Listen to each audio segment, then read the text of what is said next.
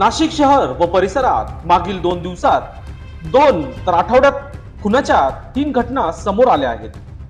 पंचवटीमधून एका सराईत गुंडाचे मोटारीतून अपहरण करून त्याचा खून करून मृतदेह जिल्ह्याबाहेर मोखाडा घाटात नेऊन पेटून दिल्याची धक्कादायक घटना रविवारी दिनांक 11 रोजी उघडकीस आली आहे. संदेश चंद्रकांत काजळे, वय वर्ष 35, राहणार विजयनगर, सिडको, नाशिक असे खून झालेल्या सराईत गुन्हेगाराचे नाव असल्याचे पोलिसांनी सांगितले. त्याच्या मित्रांनीच आर्थिक वादातून त्याचा काटा काढल्याचे बोलले जात आहे.